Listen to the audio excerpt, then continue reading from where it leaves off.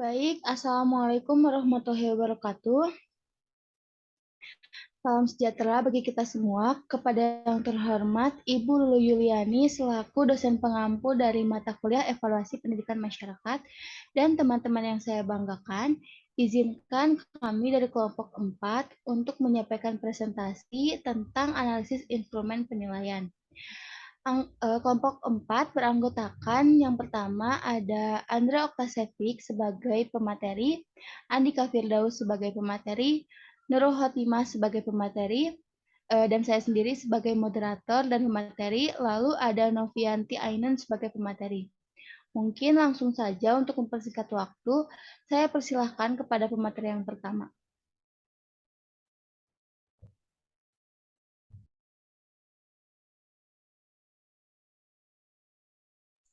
Baik, terima kasih kepada moderator. Di sini saya akan sedikit membacakan tentang instrumen penilaian.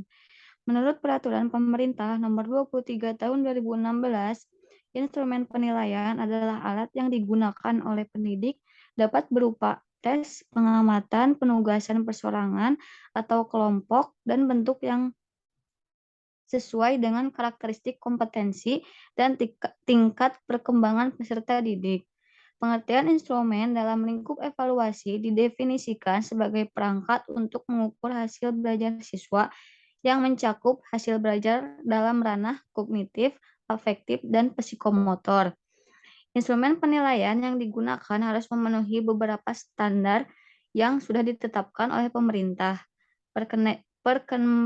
Perkendikbud Nomor 23 Tahun 2016 Pasal 14 menyatakan bahwa instrumen penilaian yang digunakan oleh satuan pendidikan dalam bentuk penilaian akhir dan atau ujian sekolah atau madrasah memenuhi persyaratan substansi, konstruksi, dan bahasa, serta memiliki bukti validitas empirik.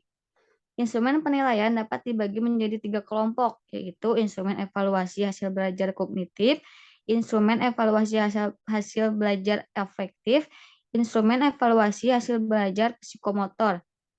Instrumen evaluasi untuk ketiga hasil belajar tersebut perlu dianalisis sebelum dan sesudah digunakan yang tujuannya agar dapat dihasilkan instrumen evaluasi yang memiliki kualitas tinggi. Terima kasih, saya kembalikan kepada moderator. Baik, terima kasih kepada Nurul Khotimah yang sudah menyampaikan materinya. Langsung saja kepada pemateri yang kedua, saya persilahkan. Baik, terima kasih kepada moderator. Di sini saya akan menjelaskan tentang analisis. Analisis dibagi menjadi dua. Analisis dibagi menjadi dua. Yang pertama analisis logis dan rasional, meliputi analisis materi, konstruksi, dan bahasa. Analisis materi dimaksudkan sebagai penelaahan yang berkaitan dengan substansi keilmuan yang ditanyakan dalam soal serta tingkat kemampuan yang sesuai dengan soal.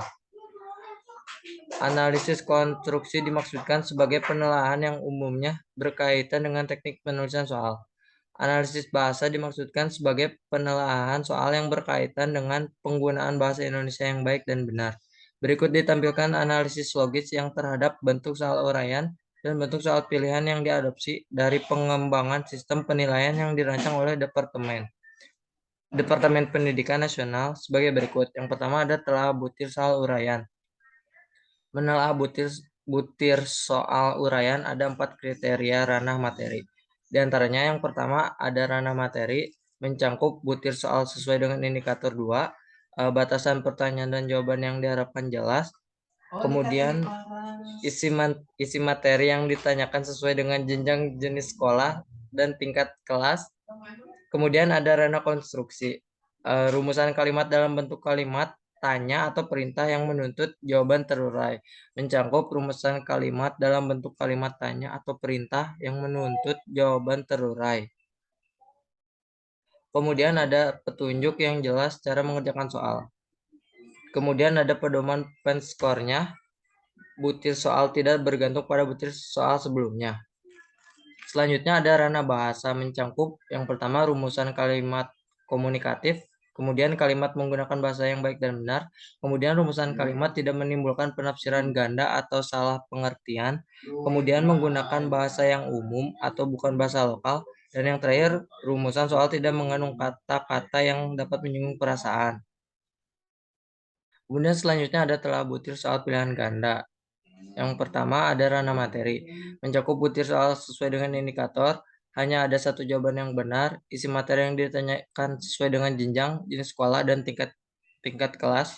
Kemudian ada ranah konstruksi, meliputi pokok soal dirumuskan dengan jelas, kemudian rumusan soal dan pilihan jawaban dirumuskan dengan jelas, pokok soal tidak memberi petunjuk kepada pilihan jawaban yang benar, pokok soal tidak mengandung pernyataan negatif, pilihan jawaban homogen, panjang pilihan jawaban relatif sama, pilihan jawaban dalam bentuk angka diurutkan, butir soal tidak bergantung pada butir soal yang lain.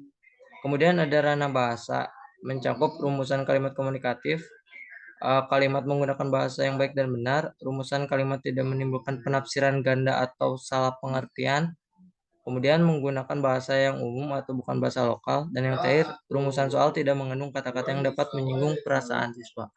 Baik, itu saja yang bisa saya sampaikan. Saya kembalikan kepada moderator. Terima kasih.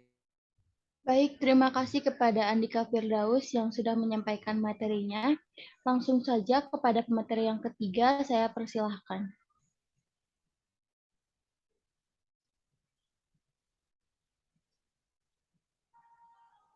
Baik, terima kasih kepada moderator. Saya di sini akan membacakan analisis empiris. Analisis empiris adalah suatu konfirmasi gabungan. Dalam konteks ini, istilah semi empiris digunakan untuk mengkualifikasi metode-metode teoris. Uang digunakan sebagai bagian dasar aksioma atau hukum postulasi dan hasil pencobaan. 1. Validasi tes. Tes merupakan metode untuk menentukan kemampuan siswa menyelesaikan sejumlah tugas tertentu atau mendonotasikan penguasaan suatu keterampilan atau pengetahuan pada suatu materi pelajaran. 2. Validasi internal dapat dilakukan dengan dua cara. 1. Analisis faktor. 2. Analisis butir. 3. Realitas tes. Instrumen yang reliable adalah instrumen yang hasil pengukurannya dapat dipercaya. Salah satu kriteria instrumen yang dapat dipercaya jika instrumen tersebut digunakan secara berulang-ulang, hasil pengukurannya tetap. Saya kembalikan kepada moderator. Terima kasih. Baik, terima kasih kepada Nafi Ainun yang sudah menyampaikan materinya. Langsung saja kepada pemateri yang keempat, saya persilahkan.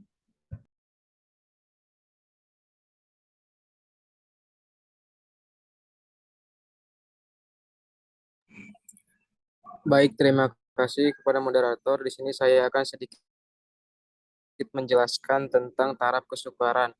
Soal yang baik adalah soal yang tidak terlalu mudah atau tidak terlalu sukar. Adanya keseimbangan dari tingkat kesulitan soal tersebut. Keseimbangan yang dimaksudkan adalah soal-soal uang termasuk yang mudah, sedang, dan sukar secara profesional. Tingkat kesukaran dapat dipandang dari kesanggupan atau kemampuan siswa dalam menjawabnya. Bukan dilihat dari sudut pandang guru sebagai pembuat soal. Secara tentatif dapat dikatakan bahwa salah satu ciri butir soal yang baik adalah bahwa ia tidak terlalu sukar dan tidak terlalu mudah untuk kelompok yang akan dites. Untuk menganalisis tingkat kesukaran butir soal artinya mengkaji butir-butir soal dari segi kesukarannya sehingga dapat diperoleh butir-butir soal yang termasuk kategori mudah, sedang, dan sukar. Tingkat kesukaran butir soal diperoleh dari kesanggupan atau kemampuan peserta pelatihan dalam menjawab butir soal tersebut. Bukan dilihat dari segi pengajar dalam melaksanakan analisis pada penyusunan soal. Baik, terima kasih. Saya kembalikan ke moderator.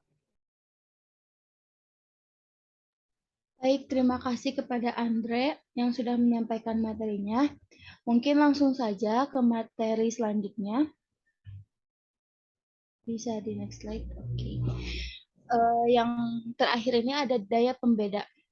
Daya pembeda menurut Daryanto pada tahun 2010 menjelaskan bahwa daya pembeda soal adalah kemampuan suatu soal untuk membedakan antara siswa yang pandai atau upper group dengan siswa yang termasuk kelompok kurang atau lower group.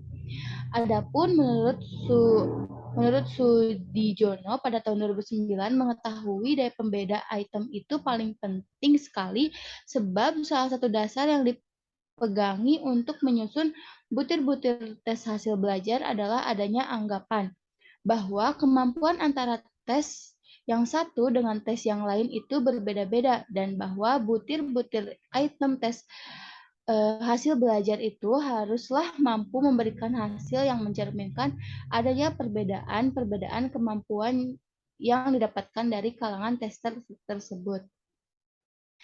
Daya pembeda soal atau daya butir soal merupakan indeks yang menunjukkan tingkat kemampuan butir soal, membedakan kelompok atas atau unggul dari kelompok bawah atau asal.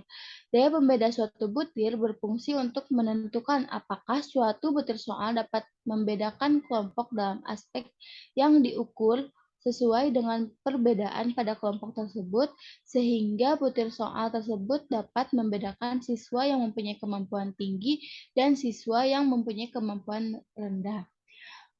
Mungkin sekian materi yang dapat kelompok kami sampaikan.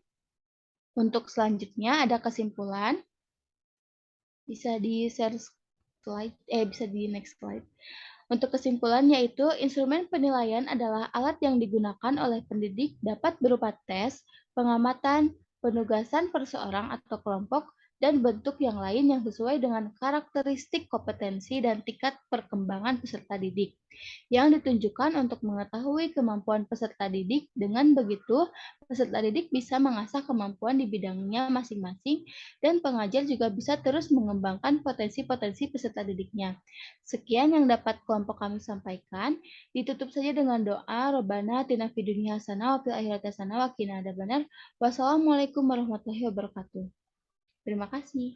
Waalaikumsalam warahmatullahi wabarakatuh.